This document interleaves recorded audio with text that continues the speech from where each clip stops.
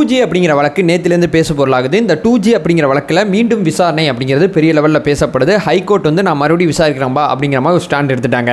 High court இந்த stand எடுக்கிறதுக்கு அண்ணாமலை காரணமாக அமலாக்கத்துறை ஈடியோட பங்களிப்பு எப்படிப்பட்டதாக இருக்குது, ஏன் இந்த வழக்கு மீண்டும் விசாரணைக்கு வருது, ஒரு 5 விஷயங்களை பற்றி இந்த வீடியோவில் பேச வேண்டியது இருக்குது. இந்த 5 விஷயத்தை மட்டும் நம்ம பார்த்துட்டோம்னாவே இந்த சப்ஜெக்டில் ரொம்ப தெளிவாயிடலாம். என்ன நடக்குது, என்ன நடக்க போகுது, என்ன நடக்க இருக்குது எல்லாமே நமக்கு தெரிய வரும்.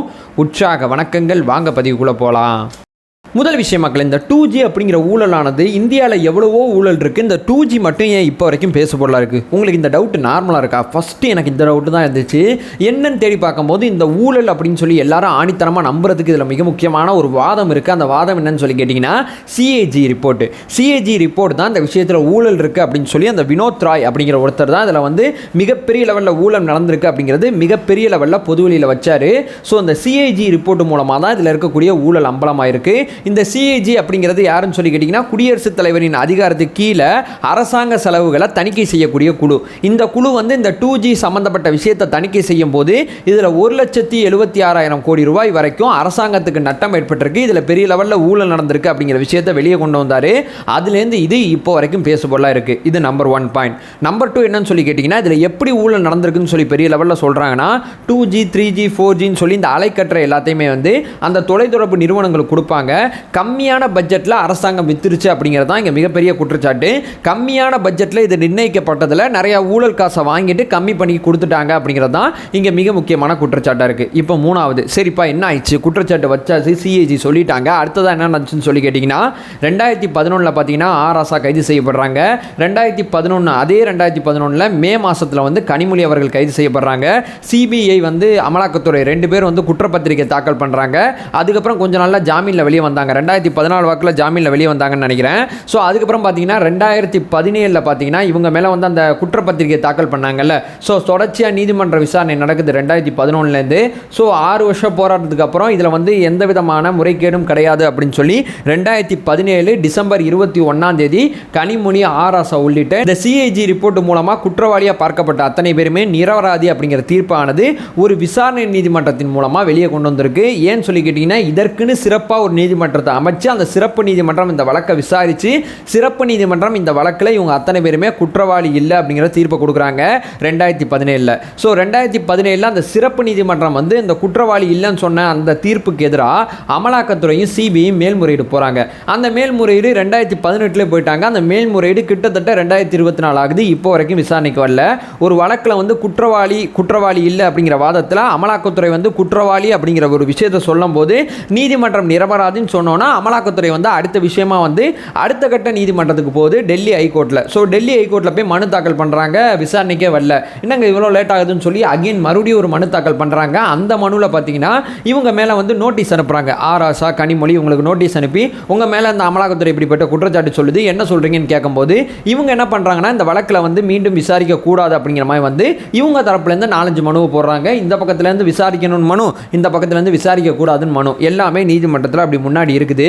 இதை விசாரிக்கலாமா விசாரிக்க கூடாதா அப்படிங்கிற மிகப்பெரிய கேள்வி இந்த வழக்கில் இருக்குது. கிட்டத்தட்ட பார்த்தீங்கன்னா தொடர்ச்சியாக அது ஹியரிங்க்கு வரும்போதெல்லாம் கிட்டத்தட்ட பார்த்தீங்கன்னா 6-7 நீதிபதிகள் இதை விசாரித்ததாக சொல்கிறாங்க. விசாரிச்சுவிட்டு யாருமே எந்த தீர்ப்பையும் சொல்லலை. இப்போது சில பேர் வந்து இவர் இப்போ தீர்ப்பு சொன்னார்ல, இவர் 7வது நீதிபதிங்கிறாங்க, சில பேர் 8வது நீதிபதிங்கிறாங்க. சரி ஓகே, அப்போ 4-5 பேர் பார்த்துட்டு யாருமே பதில் சொல்லாமல் இதை கடந்து போகிறாங்க. ஒருத்தர் மட்டும் இதில் நிலைப்பாடு எடுத்திருக்காரு அப்படின்னு சொல்லி நம்ம புரிஞ்சுக்கலாம். அவர் என்ன சொல்லிட்டாரு, இந்த வழக்கை நான் விசாரிக்க போகிறேன் அப்படிங்கிற மாதிரி சொல்லிட்டாரு. ஆனால் இங்கே ஒரு ட்விஸ்ட் இருக்குது. மற்ற வழக்கு விசாரணை மாதிரி இந்த வழக்கு நீதிமன்றத்தில் நடக்காது. ஏன்னு சொல்லி கேட்டிங்கன்னா விசாரணை நீதிமன்றங்கள் ஒரு மாதிரி செயல்படும். அந்த சிறப்பு நீதிமன்றமானது ஒரு விசாரணை நீதிமன்றம், அது ஒரு மாதிரி செயல்படும். ஆனால் டெல்லி ஹைகோர்ட் ஒரு மாதிரி செயல்படும். டெல்லி ஹைகோர்ட் வந்து விசாரணை நீதிமன்றம் இல்லாதனால இதில் ஆராசா கனிமொழி நேரடியாக ஆஜராக தேவையில்லை. இந்த வழக்கை வந்து விசாரிக்கிறேன்னு சொல்லிட்டாங்கல்ல, விசாரிச்சதுக்கப்புறம் நடக்க போது சொல்கிறேன். ஆராசா கனிமொழி இந்த கோர்ட்டில் போய் ஆஜராக தேவையில்லை. இவங்க விசாரிச்சிருப்பாங்கல்ல சில சாட்சிகள், அமலாக்கத்துறை சாட்சியாக இருந்தாலும் சரி, ஆராசா தரப்புலேருந்து நிரூபிக்கப்பட்ட சாட்சியாக இருந்தாலும் சரி, இந்த மொத்த சாட்சியுமே மீண்டும் விசாரிக்க தேவையில்லை. குறுக்கு விசாரணை பண்ண தேவையில்லை, புதுசாக இந்த சாட்சியும் சேர்க்க தேவையில்லை. ஆல்ரெடி இந்த வழக்கில் ஆல்ரெடி இருக்கும் பார்த்தீங்களா ஒரு அவுட்லெட், ஒரு பல விஷயத்தை கடந்து வந்து ஒரு முடிவு எடுத்திருப்பாங்கல்ல, அந்த பல விஷயத்தை வச்சு தான் இப்போ முடிவெடுக்க போகிறாங்க. அந்த பல விஷயத்தில் எந்த விதமான திருத்தமும் இந்த நீதிமன்றத்தில் செய்ய முடியாது, குறுக்கு விசாரணை கூட செய்ய முடியாது, சாட்சியை கண்ணால் கூட நீதிபதியால் பார்க்க முடியாது. ஆனால் இங்கே என்ன பண்ணுவாங்க, ரெண்டு தரப்பு வழக்கறிஞரும் நீதிமன்றத்தில் ஆஜராகி அந்த விசாரணையை பற்றி முழு தகவலை நீதிமன்றத்தில் சொல்லுவாங்க. இவங்க வந்து குற்றவாளின்னு சொல்லுவாங்க, இந்த தரப்பு வழக்கறிஞர்கள் குற்றவாளி இல்லைன்னு சொல்லுவாங்க. இதுவரை இந்த வழக்கில் இருக்கப்பட்ட விஷயத்தை வச்சு மீண்டும் ஒரு தடவை விசாரணை நீதிமன்றம் வந்து கரெக்டான டிசிஷன் தான் எடுத்திருக்கா, இவ்வளவு ஆதாரத்தையும் பார்த்துட்டு இந்த முடிவுக்கு வந்திருக்கு, இவ்வளவு விஷயத்தை பார்த்தது சரியா அப்படிங்கிற மாதிரி தான் இதில் தீர்ப்பு சொல்லுவாங்களே தவிர, ஸோ அந்த மீண்டும் வந்து எல்லாரும் ஆரம்பத்திலேருந்து விசாரிக்கிறது, அப்படியே குறுக்கு விசாரணை விசாரிக்கிறது, இவர் வர்றதுக்கு பதிலாக வாய்தா போடுறது, இதெல்லாம் எதுவுமே இந்த வழக்கில் நடக்காது. இது வந்து மற்ற வழக்கு மாதிரி கிடையாது, கொஞ்சம் கூடிய சீக்கிரம் இதில் தீர்ப்பு போடுறதுக்கு வாய்ப்பு இருக்குது. ஏன்னா பெரிய லெவலில் இதில் வந்து ப்ரொசீஜர் கிடையாது, ரொம்ப ஈஸியாக அந்த வழக்கை விசாரிக்க முடியும்னு சொல்கிறாங்க. அதனால தீர்ப்பும் வெகு சீக்கிரத்தில் கிடைக்கும் சொல்கிறாங்க.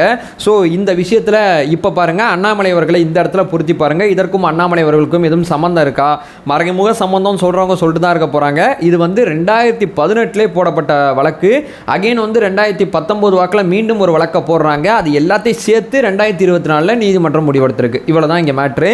பட் 2018 போட்ட வழக்கு இப்போ வரைக்கும் ஏன் எடுத்துக்கலன்னு கேட்டிங்கன்னா, அது உங்கள் மனசில் இருக்குது பார்த்தீங்களா அரசியல், அந்த அரசியல் வேணால் நீதிமன்றத்தில் விளாண்டுருக்கலாங்கிறது எனக்கு தோணுது.